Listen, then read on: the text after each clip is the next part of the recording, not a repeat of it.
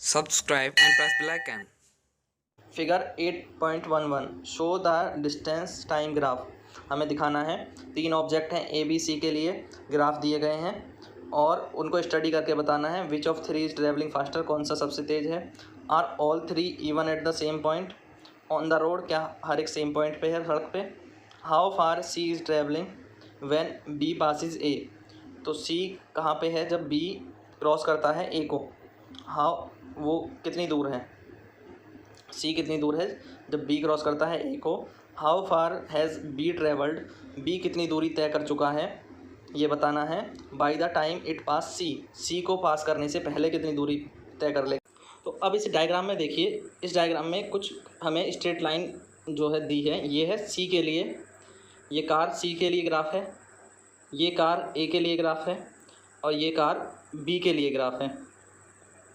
तो ये graph plot किए हैं और नीचे हमें टाइम दिए हुए हैं और इधर डिस्टेंस, तो कितने समय में कौन कौन क्या क्या ट्रैवल करता है। ठीक है, तो अब क्वेश्चन को अगर हम देखें तो फर्स्ट क्वेश्चन हमसे क्या कहता है, तो फर्स्ट क्वेश्चन कहता है कि विच of three will travel fastest, तो कौन फास्ट ट्रैवल करेगा जिसका स्लोप सबसे ज़्यादा हो, जिसका स्लोप सबसे ज़्यादा हो। तो एंगल अगर आप देखेंगे तो यहाँ से इसका एंगल ये है, तो इसका स्लोप ये ए का स्लोप है और बी का जो स्लोप है, देखिए मैं आपको, स्लोप होता है एंगल, तो बी का जो हॉरिजॉन्टल के साथ जो स्लोप है वो सबसे बड़ा एंगल है। आपको देखने में भी पता चल जाएगा, ये जो बी जो एंगल बना रहा है, बी लाइन वो सबसे बड़ा एंगल बना रही है, यानी स्लोप मैक्सिमम है। और जिसका स्लोप सबसे ज़्यादा होता है, ध्यान से सुनेंगे, स्लोप जिसका सबसे ज़्यादा होता है वही ऑब्जेक्ट जो है क्या ट्रैवल कर रहा है, फास्टेस्ट। अगर हमारा डिस्टेंस टाइम ग्राफ दे रखा है तो डिस्टेंस टाइम ग्राफ में कौन फास्टेस्ट है, जिसका स्लोप सबसे ज़्यादा हो, जो सबसे ज़्यादा एंगल बनाते हुए इस लाइन जा रही होगी। ठीक है, तो यहाँ हॉरिजॉन्टल के साथ इसका एंगल ये है। इसी तरह से अगर हम ए का एंगल देखेंगे तो ए का जो एंगल है वो ये एंगल है हॉरिजॉन्टल के साथ। ठीक है, सेकंड क्वेश्चन क्या है, are all three ever at the same point on the road, क्या तीनों कभी सेम पॉइंट पे थे, क्या कभी सेम पॉइंट पे थे। और थर्ड क्वेश्चन में how far C travelled the B, तो इसके लिए हमें यहाँ से कुछ रीडिंग्स लेनी पड़ेंगी, ये जो डाटा दिए हुए हैं तो इनकी रीडिंग नोट करनी पड़ेंगी। तो नेक्स्ट पे आ जाते हैं। तो फर्स्ट क्वेश्चन का आंसर जो होगा वो हो जाएगा कि ऑब्जेक्ट बी जो है वो फास्टेस्ट है। फास्टेस्ट कौन है, बी। सेकंड, क्या कभी सेम पॉइंट पे होंगे, तो नहीं होंगे। सी हमें सॉल्व करना है, डी हमें सॉल्व करना है। सॉल्व कैसे करेंगे, सॉल्व करने की बात करते हैं बी पार्ट की। ठीक है, बी को कैसे सॉल्व करना है देखिए, तो बी को सॉल्व करना होगा और बी को कैसे सॉल्व किया जाएगा। तो बी में क्या है, ए बी सी, तो ये तो नो हो गया, ये सभी कभी एक सेम पॉइंट पर नहीं होंगे। ऑल थ्री जो है ये कभी भी एक सेम पॉइंट पर नहीं होंगे रोड पर। उसके बाद सी में क्वेश्चन को देख लो एक बार फिर से। सी में how far has C travelled, C कितनी दूर जा चुका है जब बी ने ए को क्रॉस किया। तो बी ने ए को क्रॉस किया, ग्राफ में यहाँ पे किया है क्रॉस। ठीक है, और बी ने ए को क्रॉस, तो बी लाइन, ये बी लाइन है, ये बी का कर्व है और ये कर्व ए का है।